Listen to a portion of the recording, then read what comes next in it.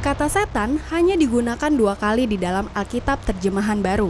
Untuk akar kata Yunani, Satanas diterjemahkan menjadi iblis di 34 tempat yang lain di Alkitab. Oleh karena itu, sinonim setan yang terdekat di dalam bahasa Indonesia adalah iblis. Kapan persisnya Allah menciptakan para malaikat masih terbuka untuk diperdebatkan. Namun, apa yang diketahui secara pasti adalah Allah menciptakan segala sesuatunya dengan baik. Karena di dalam kesuciannya, Allah tidak dapat menciptakan sesuatu yang berdosa. Allah tidak menciptakan iblis. Yang Allah ciptakan adalah malaikat yang belakangan menjadi iblis atau setan. Yesus menyiratkan bahwa awalnya, iblis adalah pribadi yang baik dan sempurna. Jadi, tadinya setan adalah putra surgawi Allah yang setia. Bagaimana mungkin seorang malaikat menjadi iblis? Kolose 1 ayat 16 mengatakan, karena di dalam dialah telah diciptakan segala sesuatu yang ada di sorga dan yang ada di bumi, yang kelihatan dan yang tidak kelihatan, baik singgasana maupun kerajaan, baik pemerintah maupun penguasa. Segala sesuatu diciptakan oleh Dia dan untuk Dia. Lucifer diciptakan dengan keindahan yang sempurna sehingga ia adalah makhluk ciptaan Tuhan yang paling cantik. Ia dipenuhi hikmat sehingga ia adalah makhluk ciptaan Tuhan yang terpandai. Dari seluruh malaikat yang ada di surga, Luciferlah yang paling pintar, cantik, dan berkuasa. Yehezkiel 28 ayat 12 mencatat, gambar dari kesempurnaan engkau, penuh hikmat dan maha indah. Walaupun malaikat adalah makhluk yang indah dan berkuasa, namun mereka tidak boleh disembah karena malaikat adalah makhluk ciptaan Tuhan. Hanya Tuhan, Sang Pencipta saja yang patut disembah. Sama seperti ciptaan yang cerdas lainnya, malaikat yang menjadi iblis bebas memilih untuk melakukan yang benar atau yang salah. Namun, ia mengembangkan keinginan untuk disembah. Hasratnya untuk mendapatkan kemuliaan melebihi hasratnya untuk menyenangkan Allah.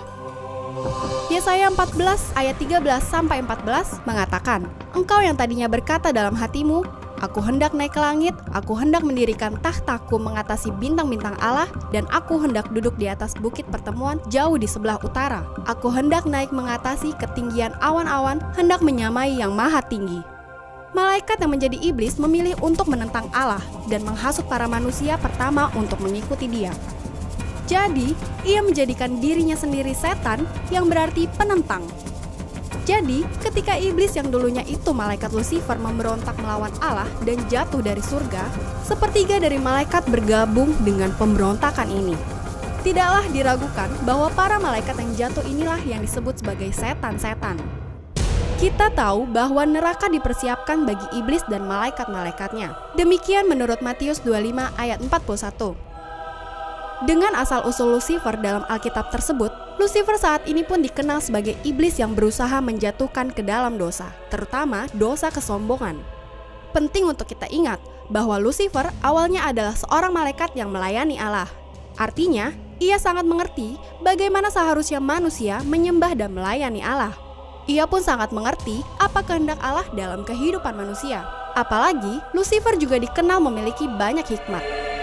Lucifer dan Beelzebul adalah 2 nama lain yang disebut di dalam Alkitab yang seringkali dikaitkan dengan setan.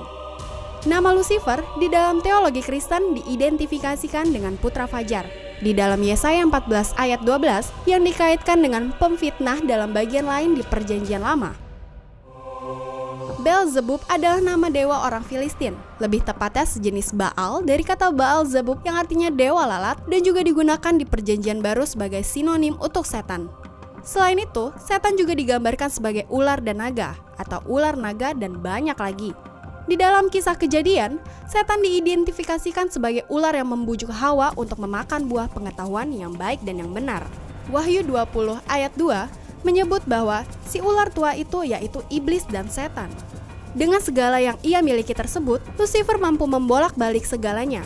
Ia merupakan entitas yang sangat mampu untuk melakukan hal yang berlawanan dengan kehendak Allah.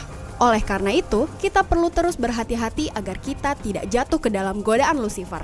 Berhati-hati jugalah dengan kesombongan atas hikmat yang sejauh ini sudah kita miliki. Jangan sampai kita menjadi Lucifer-Lucifer kecil yang berlaku seperti yang dikatakan ayat Alkitab tentang asal-usul kesombongan. Kiranya segala kemuliaan bagi nama Allah saja. Demikian fakta Alkitab tentang asal-usul setan.